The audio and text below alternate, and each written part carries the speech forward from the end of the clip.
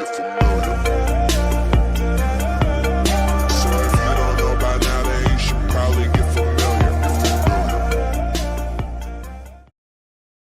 Assalamualaikum warahmatullahi wabarakatuh.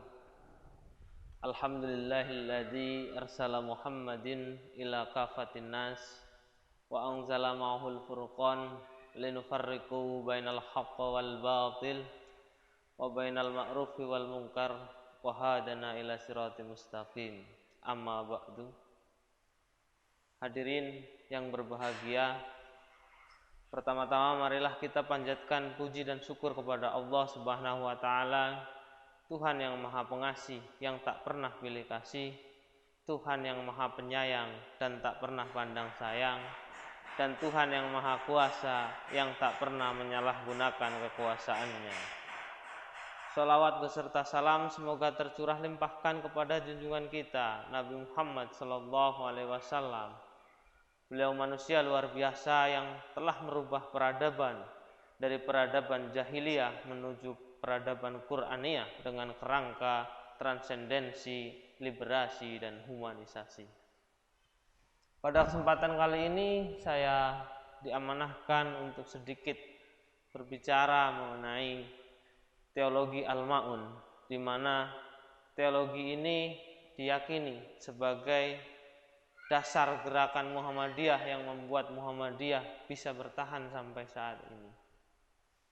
Sebelum membahas Al-Ma'un secara lebih mendalam di hari Nuzulul Quran ini, mari kita sama-sama kembali bertadabbur melihat bagaimana Al-Quran diturunkan di kota Mekah. Para mufasir mayoritas bersepakat bahwa ayat pertama yang diturunkan oleh Allah Subhanahu wa taala kepada Muhammad sallallahu alaihi wasallam adalah surat Al-Alaq ayat 1 sampai 5. Dalam surat ini Allah Subhanahu wa taala menyampaikan pada kita bahwa surat ini merupakan simbol dari peradaban dan pencerahan, karena dalam surat ini kita diperintahkan untuk membaca dan menulis. Namun selain daripada simbol peradaban dan pencerahan, dalam surat Al-Alaq ayat 2 disebutkan bahwa khalaqal insana min 'alaq, bahwa manusia diciptakan dari segumpal darah. Ini merupakan prinsip egaliter, di mana baik mereka manusia yang memiliki jabatan yang tinggi, hidup bermewah-mewahan, memiliki harta yang banyak, itu sama derajatnya dengan mereka orang-orang yang tidak memiliki apa-apa, yang hidupnya di pinggiran jalan serta hidupnya diselimuti oleh debu.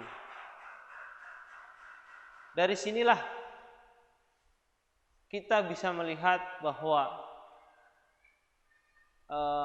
manusia, sesama manusia, bahwa dengan prinsip egaliter ini dilarang manusia yang satu menindas manusia yang lain, manusia yang satu memanfaatkan manusia yang lain dengan cara-cara yang batil, manusia yang satu merendahkan harga diri manusia yang lain.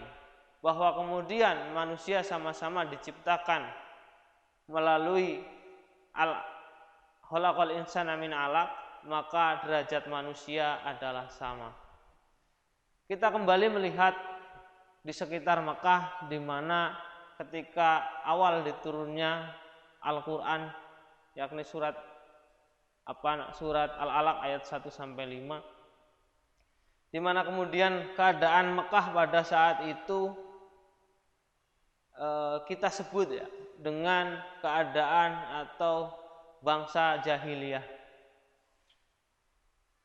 Pada saat itu Mekah dikuasai oleh suku Quraisy, di mana suku Quraisy ini sangat lihai sekali dalam berdagang, sangat lihai sekali dalam mengumpulkan harta, sangat lihai sekali dengan memperbanyak harta kekayaan, namun mereka bodoh, mereka tidak tahu bagaimana cara memanfaatkan harta kekayaan yang benar.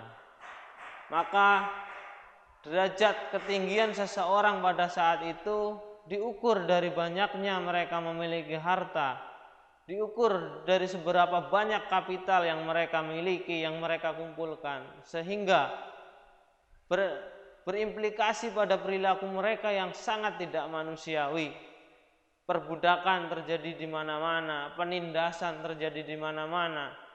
Bahkan wanita tidak sederajatkan dengan laki-laki, dan bahkan ketika memiliki anak perempuan, mereka banyak yang kemudian mengubur anak perempuannya, serta banyak lagi persoalan-persoalan kemanusiaan yang terjadi di sana. Perlu kita ketahui, jahiliyah yang dimaksud bukanlah jahiliyah dalam aspek keduniawian, di mana kita tahu bahwa suku Quraisy yang menguasai Makkah pada saat itu memiliki banyak kekayaan, dia lihai berdagang, lihai berjualan, lihai mengumpulkan harta, walaupun dengan cara-cara yang batil, atau yakni dengan mengurangi timbangan-timbangan mereka. Ini diabadikan dengan nada yang tersentak dalam Al-Quran, wailul lil mutaffifin, celakalah bagi mereka orang-orang yang mengurangi timbangannya. Maka jelas bahwa Al-Quran diturunkan di kota Mekah, bukan diturunkan kepada orang-orang Baduy jahiliyah yang tidak tahu tata cara menulis dan berhitung, melainkan diturunkan kepada mereka yang kemudian bergelimangan harta dan menggunakan kekuasaannya serta hartanya dengan kebatilan, yakni dengan menindas manusia-manusia yang lain. Hadirin yang berbahagia, dua contoh surat di atas mengantarkan kita bahwa ajakan dakwah Muhammad SAW di kota Mekah bukan semata-mata hanya mengajak kepada orang untuk beriman kepada Allah saja, tapi kemudian kita melihat bahwa ajakan Muhammad untuk berdakwah di kota Mekah adalah ajakan untuk berbuat baik kepada sesama manusia. Bila kita lihat surat Al-Ankabut ayat 127 yang artinya, ketika mereka orang-orang jahiliyah ditanya, siapa yang menciptakan langit dan bumi dan memudahkan pergantian siang dan malam, maka mereka orang-orang jahiliyah menjawab, Allah lah yang memudahkan semua ini. Artinya mereka paham bahwa Allah Subhanahu wa taala adalah Tuhan mereka, namun mereka tidak mau mengerjakan apa yang diperintahkan oleh Allah, yakni peduli kepada orang-orang yang fakir dan peduli kepada orang-orang yang miskin. Yang selanjutnya akan kita dalami pada surat Al-Ma'un. Surat Al-Ma'un merupakan surat yang diturunkan di Mekah, surat ke-107 yang isinya merupakan ajakan untuk kita atau peringatan kepada seluruh manusia bahwa yang masih menghardik anak yatim dan tidak mau memberi makan orang-orang yang miskin, maka dia disebut orang-orang yang mendustakan agama sekalipun dia melaksanakan sholat. Menurut para mufassir, Al-Ma'un memiliki arti sebagai timba, panci, dan kapak yang bisa dipinjamkan kepada orang lain. Namun Ali bin Abi Thalib mengartikan Al-Ma'un sebagai zakat, karena bisa kita lihat hampir semua perintah sholat yang ada dalam Al-Quran selalu direndengkan atau setelah perintah sholat pasti, hampir pasti adalah perintah zakat, di mana perilaku orang yang sholat adalah perilaku orang yang senantiasa melaksanakan sholat, yakni senantiasa memberi kepada orang lain, terutama mereka yang miskin dan mereka yang fakir. Surat Al-Ma'un sendiri dijadikan sebagai salah satu dasar gerakan bagi Muhammadiyah yang kemudian hari ini dianggap sebagai landasan gerakan yang kuat, yang dianggap Muhammadiyah bertahan sampai sejauh ini, sampai 1 abad lebih, karena teologi Al-Ma'un. Teologi Al-Ma'un saya kaji dulu mengenai apa itu teologi. Teologi berasal dari 2 kata. Pertama adalah theo, dan yang kedua adalah logi, berasal dari kata logos dari bahasa Yunani. Theo berarti Tuhan, sedangkan logos berarti ilmu. Artinya teologi adalah wacana atau pengetahuan tentang Tuhan atau tentang keyakinan kita terhadap Tuhan, tentang bagaimana zat Tuhan, tentang bagaimana perilaku Tuhan, dan tentang bagaimana kemahakuasaannya Tuhan. Maka teologi Al-Ma'un merupakan suatu wacana ketuhanan di mana dengan teologi ini manusia ingin menghadirkan rasa kasih sayang Tuhan untuk diturunkan di muka bumi agar manusia dijadikan sebagai manusia seutuhnya, yakni dengan kerangka humanisasi. Sedikit kembali kita melihat bahwa Ahmad Dahlan selaku pendiri Muhammadiyah dalam menafsirkan Al-Quran ini memiliki cara-cara yang unik dan cara-cara tersendiri, sehingga Al-Quran ini mampu bergerak untuk kemudian benar-benar dijadikan sebagai pedoman hidup. Ada 5 cara metode yang dilakukan Ahmad Dahlan dalam menafsirkan ayat Al-Quran.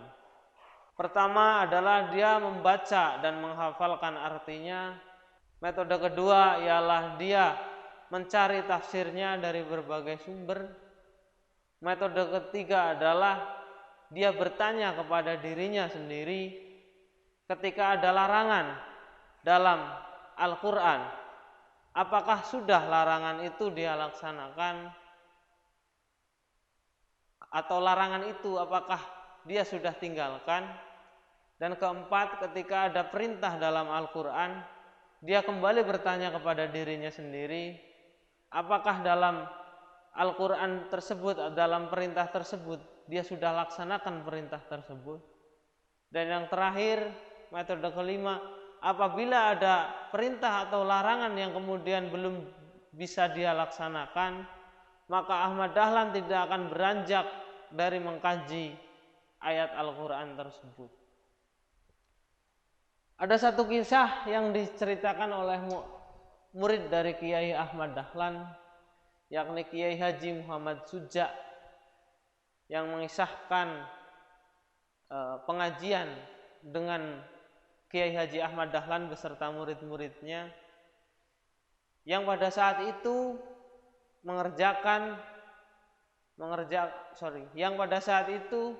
mengkaji Al-Ma'un beserta tafsirnya.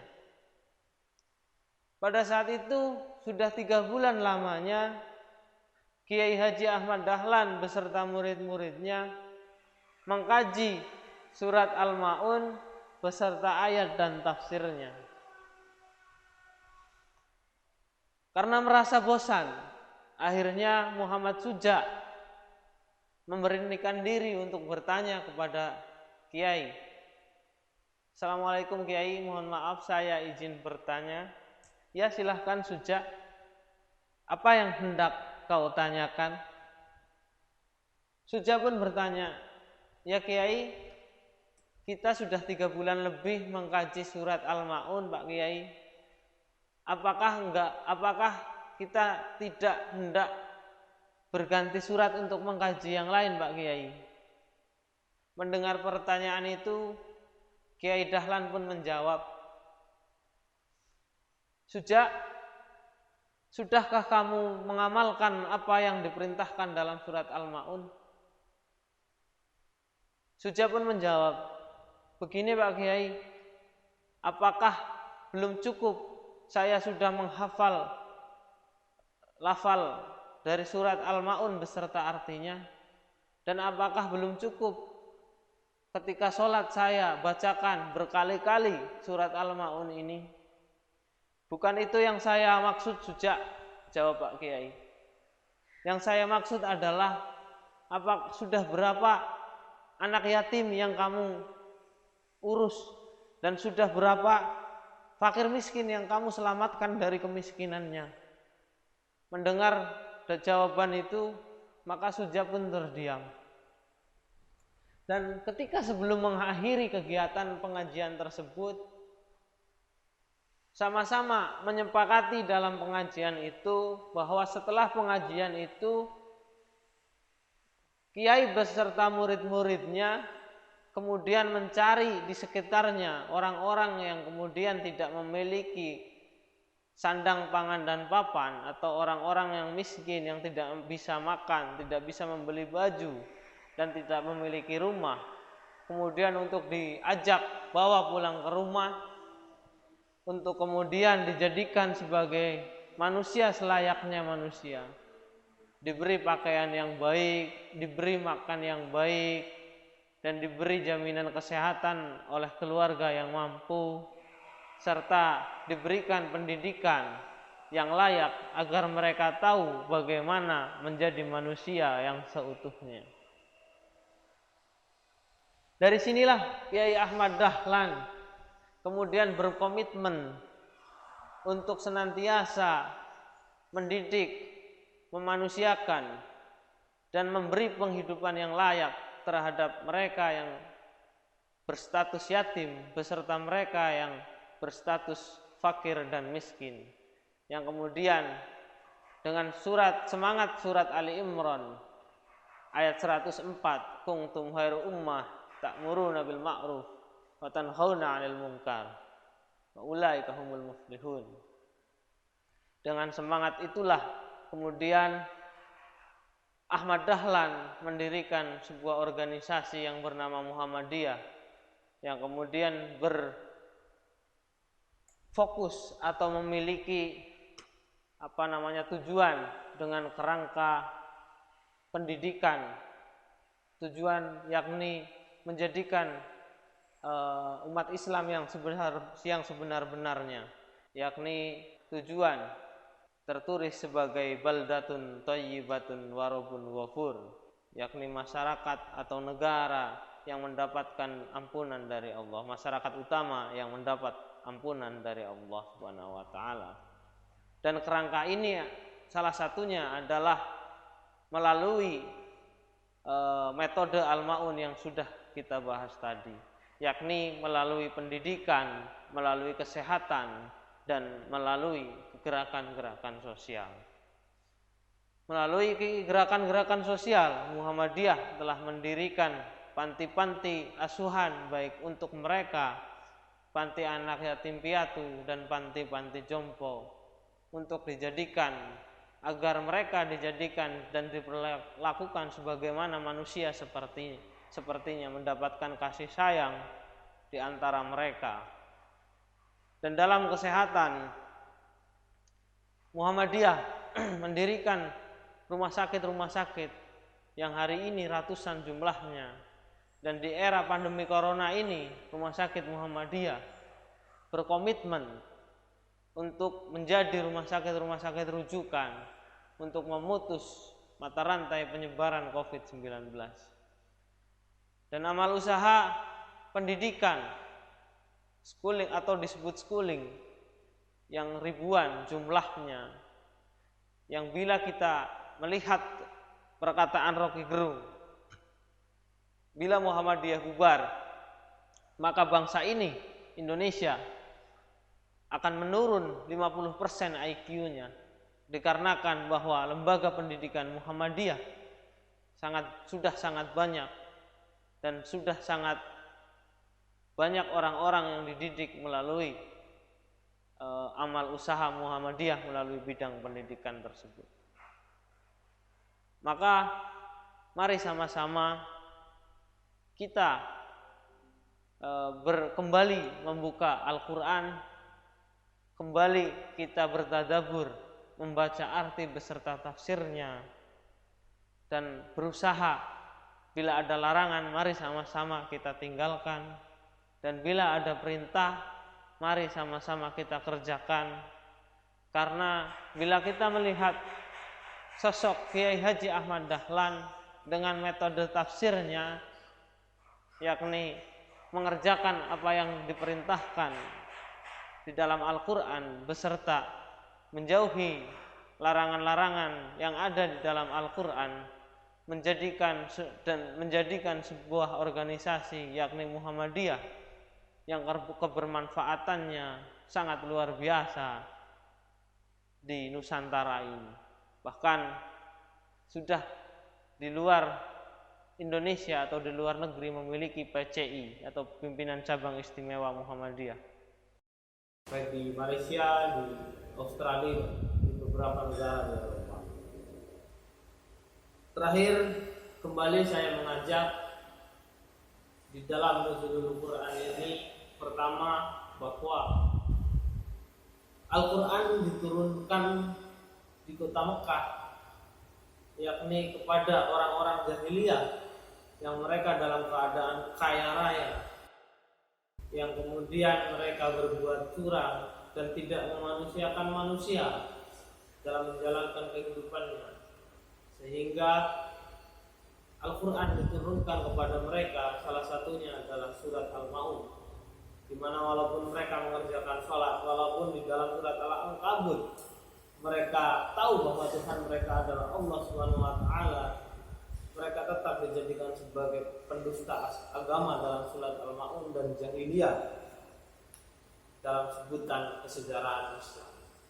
Yang kedua, mari kita sama-sama kembali mempelajari Al-Quran dari apa yang tadi diturunkan di kota Mekah, bahwa orang-orang yang kaya raya yang tidak mau peduli terhadap keadaan sosial, tidak mau memberi kepada orang lain, tidak mau menginfakkan sebagian hartanya kepada orang yang lebih membutuhkan, mereka disebut orang yang mendustakan agama sekalipun ia sholat, dan disebut orang-orang jahiliyah. Maka sama-sama kita menghindari dua sebutan itu dengan sama-sama kita peduli terhadap kaum-kaum mustadafin atau kaum-kaum du'afa, orang-orang yang kemudian tidak mampu untuk sekedar mencari makan, mencari pekerjaan, membiayai kesehatan, serta tidak mendapatkan pendidikan yang layak. Demikian yang dapat saya sampaikan, kurang lebihnya mohon maaf. Nasrun minallahi fathun qarib wa basyiril mu'minin. Billahi fi sabilil haq fastabiqul khairat. Assalamualaikum warahmatullahi wabarakatuh.